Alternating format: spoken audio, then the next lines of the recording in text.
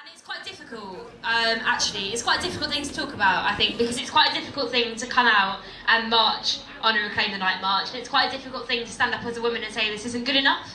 And it's quite a difficult thing to stand on a stage in front of a lot of people and talk about your experience as a woman. But that's what I'm going to do, so bear with me. Slut, bitch, prostitute, hoe, whore.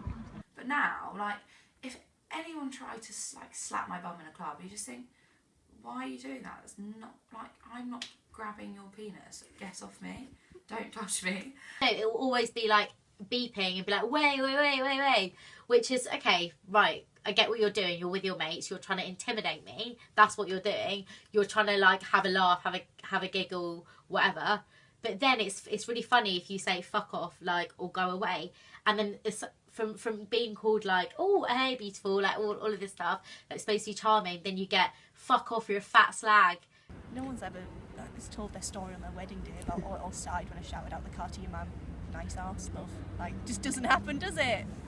It's weird, it's when it's old men, you just think, you've got a daughter, like, you have got someone that's younger than me that you are related to, and you're like, cackling. I think it just baffles me.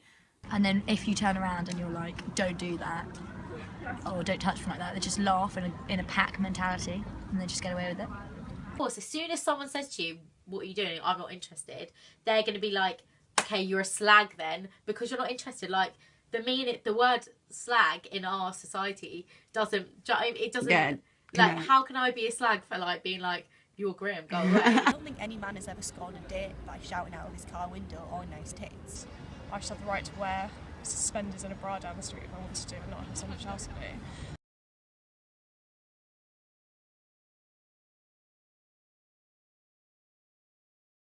do. The sheer number of students, particularly women, who've experienced sexual violence is horrendous, and when you haven't experienced sexual violence, the overwhelming fear of it still rules so many people's lives. So yeah, it's horrific.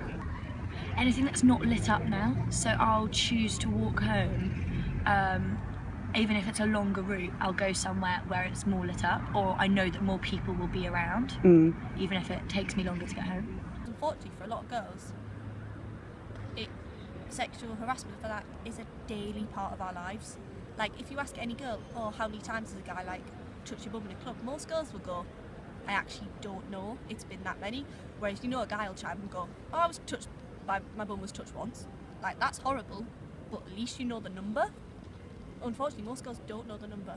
It's quite limited in like your freedom, I guess, because you don't want to run the risk. And like things like, especially in the winter, like holding sets of keys in your pocket in case someone like came up to you, so you have some sort of like weapon. I was at dinner the other day and one of my friends was saying how her boyfriend was shocked that she mentioned that on walking home at night that she holds her keys in her hand, and I was like, for me that's always been like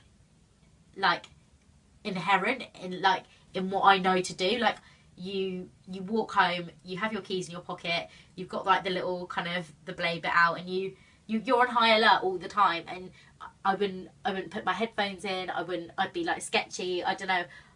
And it's awful as well, because it leads to you feeling paranoid about other people, and I don't ever really want to feel that way towards other men. Like most girls, you do anywhere. Like, if you talk to the majority of girls, everyone's like, oh yeah, I just walk with like my keys in my hand, and that's so ingrained in us. But if you talk to a boy like, oh, like, what do you do when you come home for a club? They're like, well, just go home. And they're like, well, girls don't have that. I walk home with my keys in one hand, and sometimes I'll ring my mum. But then you're also told to not have your phone out. So I'm like, do I ring my mum or do I not ring my mum? The way that girls and boys are treated differently is that I don't really feel like boys have ever had to have that sense of, okay, I need to run home every single night. If I'm, or like, how I'm getting home is like always, or how I'm getting somewhere is always a big concern of a night out. Like, especially, I mean, yeah, especially here as well, because you have to think about how if you're alone, how you get home, and if you're safe, and what time to leave. And it's a constant, like, you need to think about your safety, but you also want to go out and have fun. But there is always that thing in the back of your mind. I think actually, I think it's been a gradual thing in the last 3 years where my behaviour has changed a lot without me necessarily realising it. And it wasn't like a sudden thing. It's just you hear one bad story after another that you end up changing your behaviours because of it. Like, you shouldn't be treated like a sexual object. You should not be objectified like that. Like, you're a person. It was surprising to me how quickly it became normalised. So the fact that an exit from our halls was called Rapegate, and that was just like how everyone referred to it. And I think there's also like a rape roundabout. It's obviously a reoccurring thing, and it's a pretty huge thing up in the Manchester lifestyle of all our students are in right now. I think some of the big problems was the police's attitude towards like all that stuff last year about them kicking off about parties and not doing anything to help protect the streets. Particularly when you're talking about sexual violence amongst students, it's difficult because the student population are often seen as a nuisance by politicians and by other local residents because of, and it's often referred to as like kind of noise complaints and house parties, as if that's all the students do. I think the uni have been amazing in it. I think the Reclaim the Night stuff is really good because it's getting a message out there to the masses. Giving a lot of people a voice and a platform to express these feelings, but it's also like, it's a celebration. It's a celebration of like women and men and like anyone is able to like walk down Manchester not feeling scared, not feeling afraid, and that's something that's really rare here. Sometimes it really raises awareness about what is and isn't okay, and also helps people confirm if they don't feel okay. That I don't like about the perception of Reclaim the Night and the perception of the Manchester rapes is that it's linked to man hating, when it's not. I don't hate men, like, you know, I couldn't, like, they're like half of our world, and just as much as like I love women and I love all my friends and I love all the boys that I lived with and the girls that I lived with, and when I'm marching in Reclaim the Night, I'm not thinking I hate men, this is me marching against all men. What it is just, it's marching to say actually a lot of the boys that I live with don't want to feel frightened for their girlfriends, for their friends' lives either. Like, no one wants to feel like that, and no one should have to feel like that, but something has to change, and that has to change within the way that we treat one side of society over another.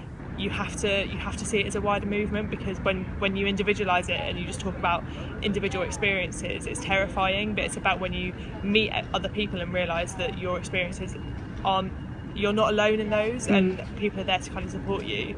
Learn about consent and learn about what no means. I mean, I think the internet and social media has been really good for it, like spreading around messages, but again, you can't guarantee that these are hitting the people that you want them to hit. It has to be a culture change, and it has to start from really young.